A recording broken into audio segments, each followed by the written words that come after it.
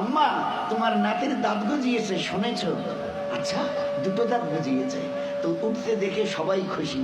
আচ্ছা, কখনো ভেবেছো এই দাঁতটা বাড়তে বাড়তে এই পর্যন্ত বারবার পরে আর বাড়ে না? Why? What is the reason of it? Who will give the answer? Who will give the answer? Anybody else of this world? আছে কেউ দুনিয়াওয়ালা ও মডার্ন সায়েন্স মডার্ন টেকনোলজিওয়ালা এই দাঁতকে গজাতে থেকে খুশি হয়েছো?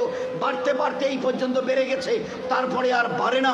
কোন দুনিয়ার মডার্ন টেকনোলজি এর পিছনে কাজ করেছে বলো? বলো না। তো দেখেছো আমার দয়া?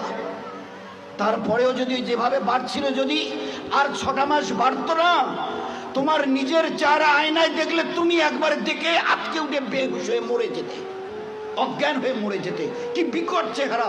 নিচের দাঁতগুলো বেড়ে গিয়ে এইরকম, উপরের দাঁতগুলো বেড়ে গিয়ে এইরকম হতো তোমার চেহারাটা, বিকট একটা চেহারা হতো।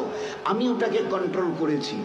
এ বাচ্চা তখন 7, 8, 10 মাসের, 1 বছর 1.5 বছরের বাচ্চা দেখে দাদা কি যেন, ভাইজান যেন কি কর্মর করে চিবোচ্ছে, বুবু যেন কি একটা খাচ্ছে শক্ত মতো, আব্বু যেন কি একটা শক্ত মতো চিবোচ্ছে, শোনা যাচ্ছে। আসমান থেকে আওয়াজ আসে, তুই একটু সবর কর না, তোকে হালকা জিনিস খাওয়াবার জন্য যে দাঁতটা এখন দিয়েছে ওটার নাম হচ্ছে দুধ দাঁত, এর ক্যাপাসিটি কম, হালকা জিনিস চিবোতে পারবি, শক্ত জিনিস চিবোলে না ও দাঁত ভেঙে যাবে, তো তুই একটু সবর কর। ফের কদিন পরে একটা করে নড়া শুরু করে, আম্মু এই দাঁতটা নড়ছে, ফের একটা একটা করে 32 টাকা আমি ট্রান্সফার করি, ফের ওখান থেকে গজানো শুরু করি।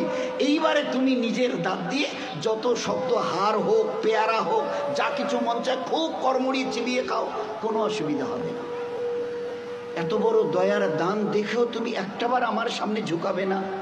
আচ্ছা, আমার কাছে তোমাকে ফিরে আসতে হবে না? বলো বলো যে ফিরবে না?